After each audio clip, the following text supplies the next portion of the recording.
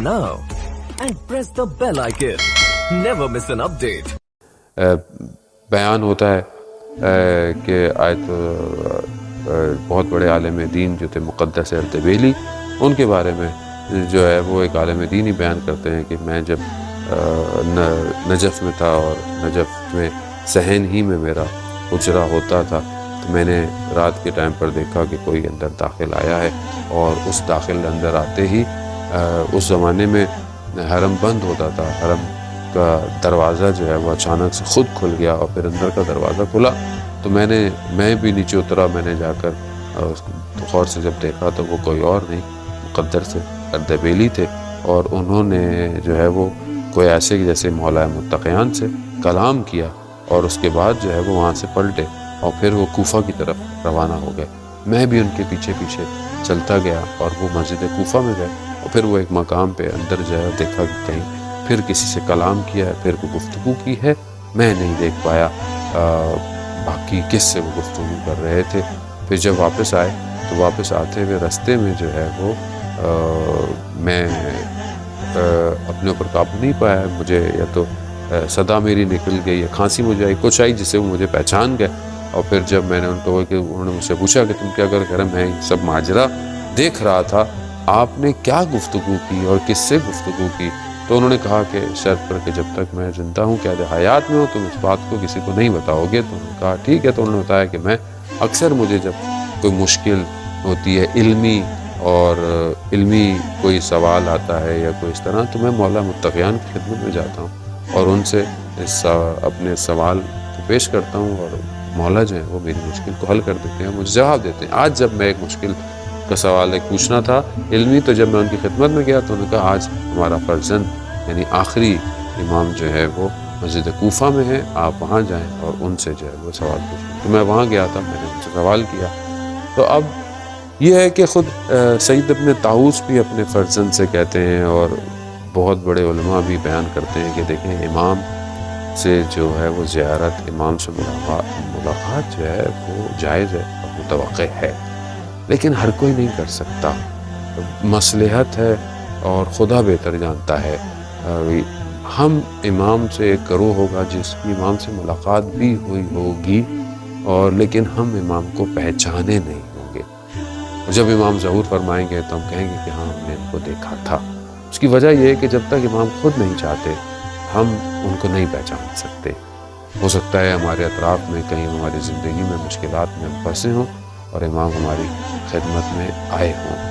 اسی طرح ایک عالم دین کم میں تھے اور آخری علالت میں اور پریشانی میں زندگی گزار رہے تھے، بہت سختی تھی زندگی میں. تو اپنے صحن میں ہو کر جو ہے وہ چلتے چلتے میں گلا کر رہے تھے کہ مولا میں اتنی پریشانی میں ہوں، آپ میری مدد کو کیوں نہیں آتے؟ تو اسی چلتے چلتے میں انہوں نے دیکھا کہ ان کے ساتھ کوئی چلنا شروع ہو گیا، اور امام جو ہے وہ ان کے پاس پہنچ گئے.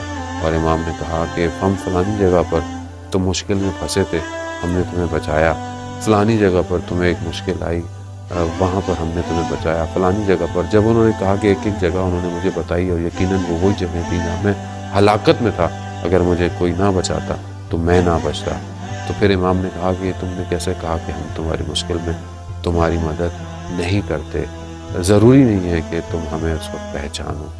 بات یہی ہے جو امام زمانہ جل اللہ تعالیٰ فرجہ شریف نے شیخ مفید کو بھی جو خط لکھے ہیں ان کے اندر بھی وہ یہی فرماتے ہیں کہ شیخ ہم تمہاری ہر خبروں سے باخبر، یعنی جو بھی تمہارے پر ہو رہا ہے ہم سب جانتے ہیں.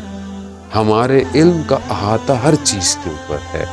جو گناہوں سے دوری کرتا ہے، جو برائیوں سے اپنے آپ کو بچاتے ہیں نیک صالح لوگ، وہ ہم جانتے ہیں. اور جو اکثریت جو ہے وہ اپنے آپ کو بچاتی نہیں ہے اسے بھی امام کہتے ہیں کہ میں جانتا ہوں. عزیزان محترم، امام ہمارے ان حالات سے واقف ہیں. امام ہمارے ان حالات کو اچھی طرح جانتے ہیں جو ہمارے پر گزر رہا ہے.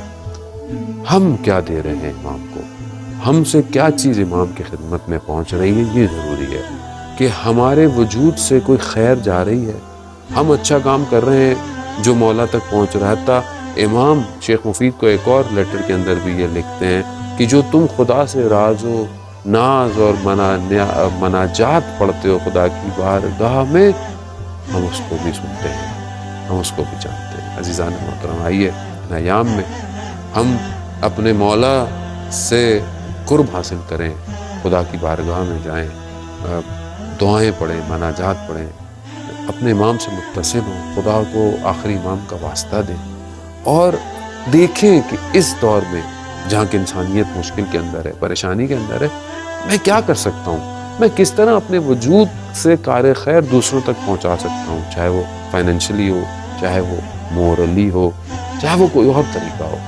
تو آئیے ہم ان حالات کے اندر، اس اسٹریس اور اس ایک پریشانی کے اندر، جہاں پہ عالم ایک مسیحا کا انتظار کر رہی ہے، ایک منجی کا انتظار کر رہی ہے، اس منجی کے انتظار کے لیے ہم سب مل کر ایک قدم بڑھائیں تاکہ ہم سب ظہور کے نزدیک ہو سکیں۔ اپنا بہت سارا خیال رکھیے گا۔ السلام علیکم یا بقیت۔